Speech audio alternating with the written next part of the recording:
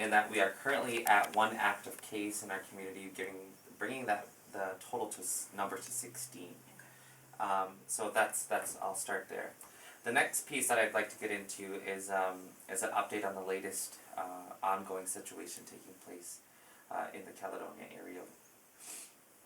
I've been meeting with as many key stakeholders as I can, and I'm committed to maintaining an open dialogue with all parties involved until a peaceful resolution is reached, guided by empathy, compassion, and a true willingness to understand each other.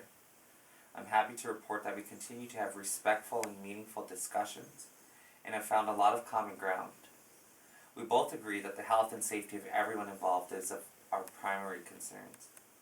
We also agree that this needs to be a time of unity for our community of Six Nations in order for us to move forward. In that same spirit, I am reaching out to the Haudenosaunee Confederacy Chiefs Council in hopes of arranging a meeting to discuss many of our common concerns and strengthening our relationship moving forward.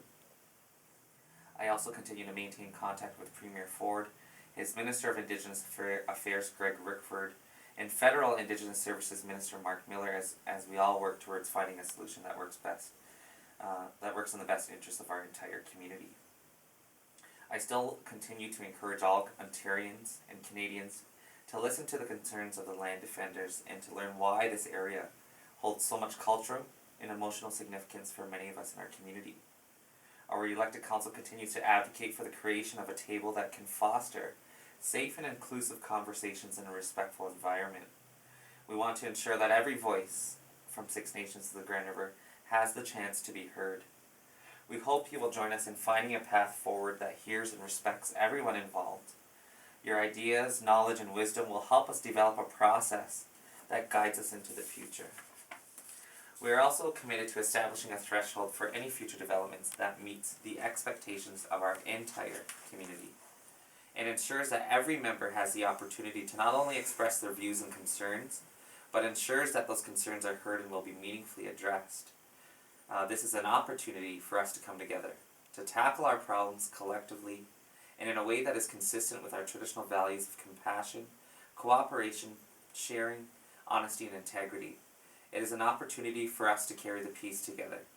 And with that in mind, I commit to continuing to keep the lines of communication open with everyone involved, and will continue to provide updates on this particular issue via our radio stations, website, and our social media channels. The next piece that I would like to provide an update on is in regards to the Six Nations Police Commission Chair.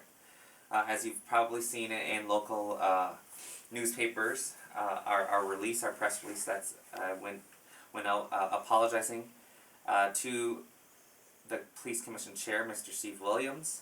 Again, we look to embark together on a governance review of the Six Nations Police Service in order to better meet the community's policing needs. Again, this week you've seen the elected council sincerely apologize to the Six Nations Police Commission Chair for publicly calling for his resignation. Mr. Williams is a well-respected member of our community with a long and diverse record of service to the community, including that as a former elected chief. The Six Nations of the Grand River Elected Council values Mr. Williams' abundance of experience, knowledge, and commitment to serving the community's needs and interests. We have made best efforts to resolve this matter with Mr. Williams, to move forward in a good way, and to reprioritize the governance review of the Six Nations Police Commission. We are moving forward with that review together, and together with the Council and the Police Commission, we're working on releasing a joint statement about our renewed commitment to building and fostering a new relationship based on respect and good communications. The start of that renewed relationship happened at our in-person meeting on July 15th. The next steps will include follow-up meetings where we can co-develop the Six Nations Police Commission review scope, terms of reference, and the organization of the review. Again, we wanted to make it a point that, again, we've tried to rectify and resolve this issue with Mr. Williams. We look to, again, the bigger picture and how we need to focus on the governance review and not get too caught up in the weeds in this issue, and try to, again, look to next steps in what we have to do as a community. We're also excited and honored to announce and welcome the new Six Nations Police Chief, Darren Montour, who he officially starts his new position on August 17th. So again, Big congratulations to Chief Darren Montour, the new police chief. Again, we look to this being an opportune time to have and build that relationship much needed in order for us to move forward in a good way. The other piece that I wanted to provide an update on is in regards to our Six Nations schools and where we're at with that. So again, at the advice of the Emergency Control Group and in the interest of safety, Six Nations Elected Council has confirmed that the Six Nations elementary schools will be providing remote learning for students throughout the months of September and October. So that means we will not be opening our schools for our students. This decision will be monitored and re-evaluated based on data and public health advice prior to November. However, staff will be working from school buildings and accessible by phone. Again, the school buildings will not be open for students or community. Based on parental survey input, the following two options have been developed for parents to choose from. Regardless of the model chosen, learning will be full-time and scheduled, and all assigned schoolwork will be assessed to inform part of the evaluation for report card purposes.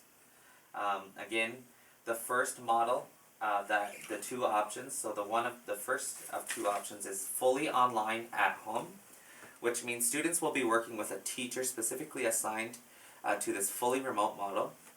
For those who do not have an iPad to date, one will be provided for use. The iPad will be signed out, remain school property, and be managed by the school.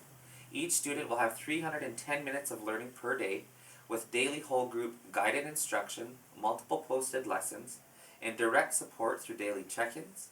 Again, all materials will be supplied. Platforms will be MS Teams and Edmodo. Again, it'll differ from each grades for that model. The second option that we are also putting forward is a paper-only at home. So what this model means is that it's not reliant on any internet or devices of any kind. It provides contact between student and teacher by phone connection and between all students using teleconference. Weekly work packages by grade will be prepared for all students in this model. Again, looking to the next phase and where we have to go. We have developed a specific website for this issue at hand, so you can find www.sixnationseducation.ca. You can visit the website. We are developing 4 channels, which are going to be broadcasting of regular classes from teachers. 2 of those channels will be in Mohawk and Keiga languages. We realize and understand the importance of our languages and culture, and need to make sure that our students are still being able to have access to learning those.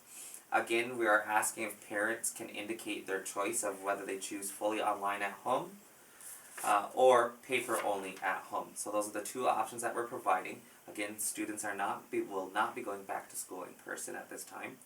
And again, we're asking if parents can indicate their choice for their child by calling their school prior to August 24th.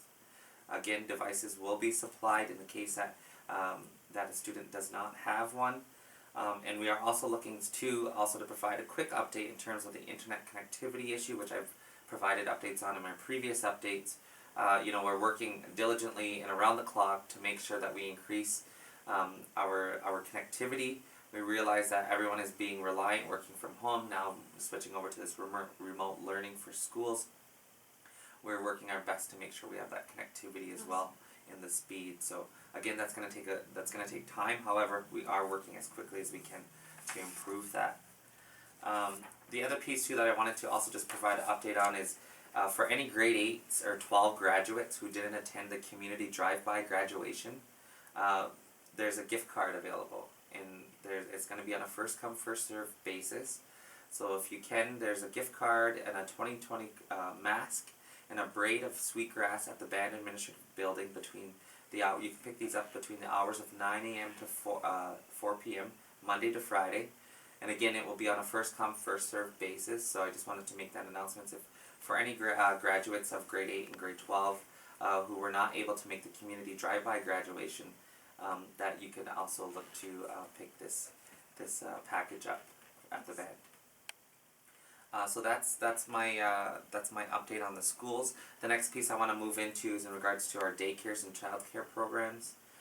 Again, our council continues to work with the emergency control group and representatives from our schools, child care centers, health and environmental health officers, again to develop plans and timelines for opening our facilities.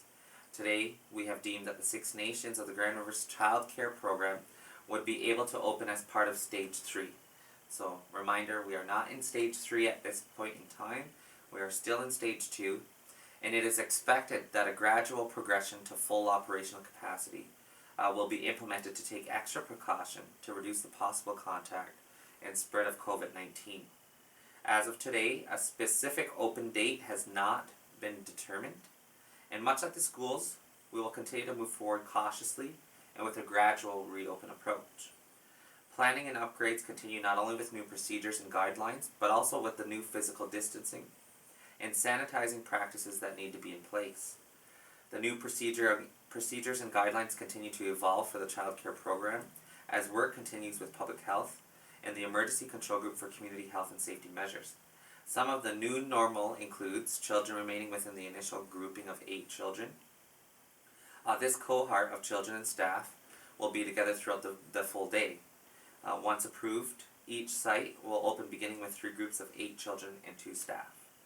Once successful with this size and grouping of children, groups will be added for toddlers, preschoolers, and eventually infants until full operational capacity with guidance and approval from public health and the emergency control group.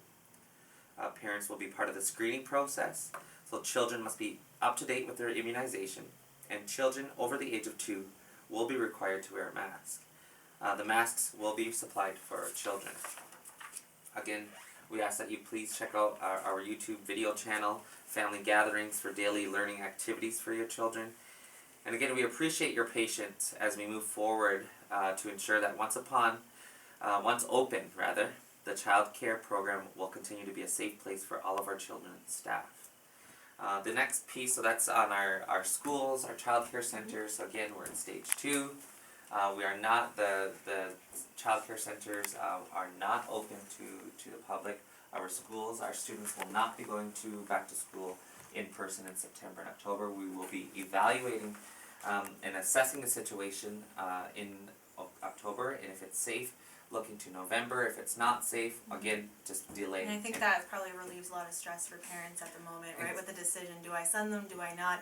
Here's the plan, this is what's going to happen for 6 nations. Exactly, yeah, and we really want to work with parents. That's why, we want to hear from parents, we want to hear from community, families, because we want to make the best informed decision, right? This is such a challenging time for all of us, but we need to, just much like we did in the beginning of COVID, Project Protect Our Elders, we now, Project Protect our students, children, families, etc., right? And community in general. So that's where we're at currently. Another update that I just want to provide really quickly is in regards to the 6 Nations Business Health and Safety Guidelines document. I know there are some businesses that have called in and received those check-ins from public health to make sure that the measures are in place at their businesses, and to, again, we're doing business in a safe manner. So I want to just remind businesses, if they can check to look at that document, self-assess. There's a tool within that document that they can self-assess to see, to make sure that they're meeting the requirements within each of their sector of businesses that's needed. So I'll be generating a letter and providing that document to as many businesses in this community as possible to reach out to our public health, as well as our community educators to look at making a site visit, getting a certificate, because as you see, there at times I still feel like there are community members who have anxiety, just being out and about in the community, regardless of required face mask and things like that. So I think just knowing that businesses that they visit are meeting guidelines of health and safety and are doing business as safely as possible, I think that's some assurance for some members, right, to make sure that we're doing things safely. We also looking into supporting and continue to support our economy and that what that looks like. It's always often been a challenge trying to balance obviously health and safety and economy. We've been through a lot of things over these past months. However, that's why we look to we hope that the Small Business Relief Fund assisted our businesses in order to offset some of the costs that that they incurred while we were on a restriction of access to our territory. Things like that. So, you know, we've been trying to best support as much as we can and do the best that we can here at Six Nations. Again, you know, it's difficult when there's no manual for these types of things. However, you know, we need to learn from our mistakes, and we need to learn just every day and do better and continue to do better. So I want to thank you again for the opportunity to provide an update to our community, and I will look forward to next week to stay if you can. Stay looking out on our social media platforms as well as our website for more updates. There'll be more, even further plans coming out, details as to, you know, a more detailed plan for our schools. So again, those will all be forthcoming. Okay, awesome. Thanks for coming in studio today and making this announcement. You'll be back next week. Friday as Yes. well. And for the full announcement, in case you missed it today, you can check out our Facebook page. It'll also be posted on the Facebook page for the Six Nations of the Grand River. Cooperation, shared honesty.